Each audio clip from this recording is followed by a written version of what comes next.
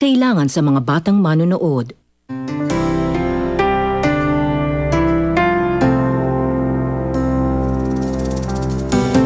May kumuusap sa akin ng isang araw.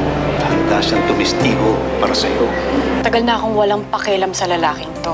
Sa wakas, nadapuan din ang karma yung lalaking yan. Sa tingin ko ay may tsansa na mayapalan yung kaso ni Martin sa korte. Sigurado ka bang hindi si Bodja ang sinasabing witness ni Santiago? Sir, tanungin natin si Mantino. Ano kailangan niyo?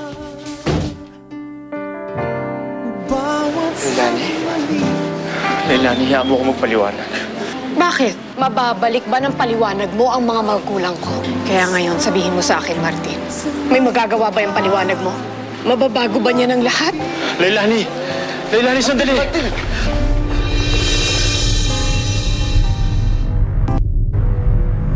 Anong Mantino? Sasabihin mo ba sa akin kung sino ang bago niyong testigo? Kung matanda ka!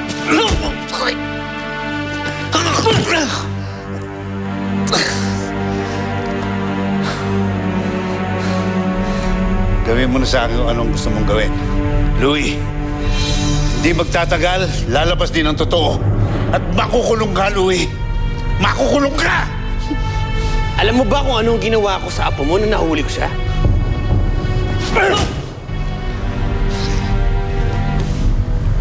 Sige, iwan niyo na yan. Gulpin na yan.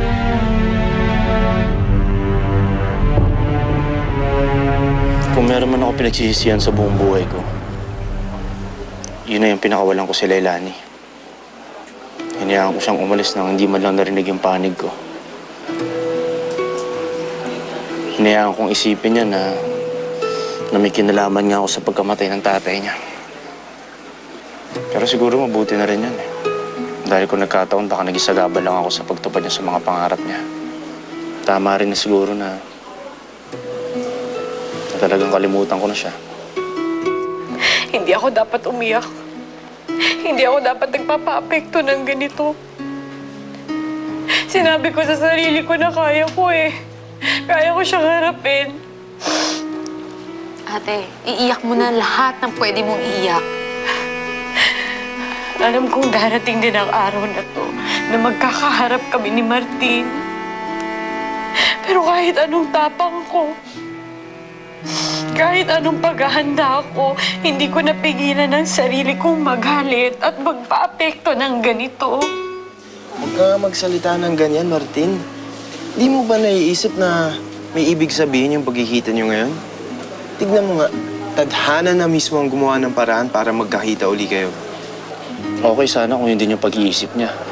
Pero base sa pagkikita namin kanina, wala eh. Talagang galit na galit pa rin siya sa akin. Normal na niyang ate. Ganyan din yung naramdaman ko nung nagkita kami ni Kyle pagkatapos lahat ng ginawa niya sa akin. Akala ko kaya ko siyang harapin. Pero nung nakita ko siya, lahat ng masasakit, kahit yung magaganda, bumalik sa akin. Ayokong isipin na meron kaming magandang pinagsamahan ni Martin. Lahat ng kabutihang pinakita niya sa akin. Nabura yun nung sinira niya ang pagtitiwala ko sa kanya.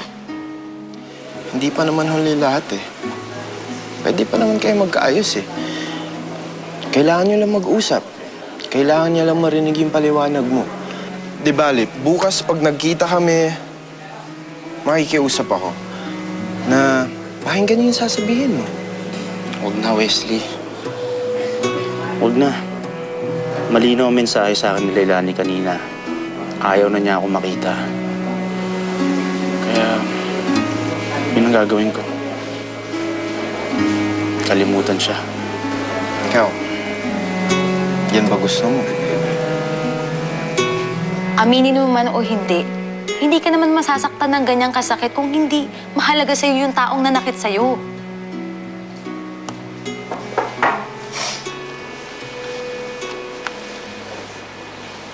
Javier, Naistorbo ba kita? hindi naman. Bakit? Yayayain sana kitang lumabas kung hindi ka busy. Napansin ko lang nung huli natin pag-uusap medyo bad mood ka. Kasi Ate, sumama ka na sa kanya para mawala yung mga iniisip mo.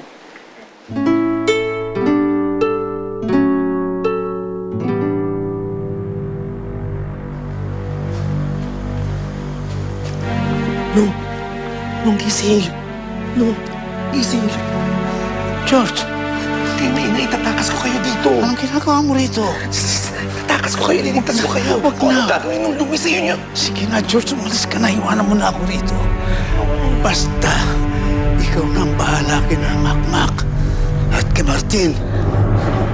Ano kayo? O malilintikan kapag inabutan ka pa nila rito. O yan. May narinig ako mga boses. Ano kayo? Sige na. Baka naman.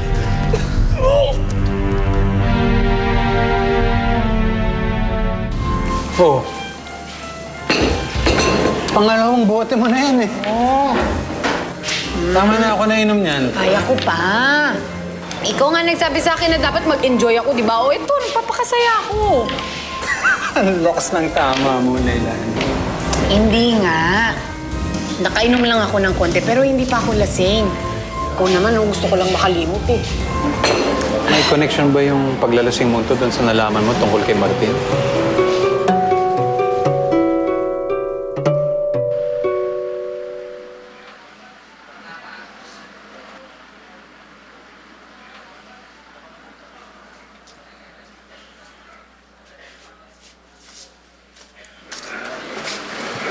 Pre,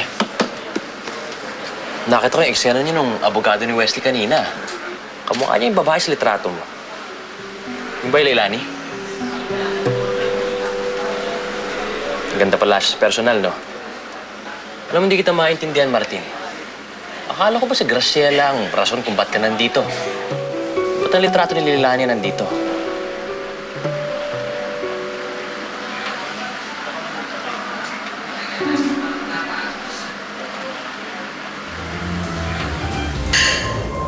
Tama ako, ano?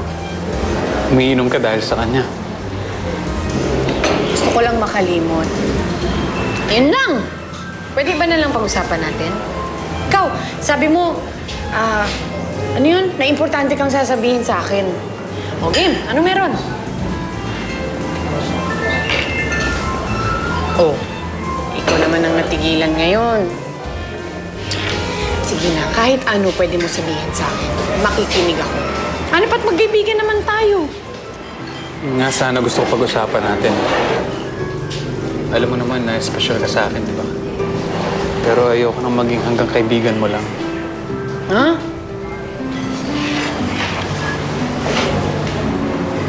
Gusto ko sanang humingi ng permiso sa'yo. Gusto kitang ligawan. Gusto kitang maging girlfriend.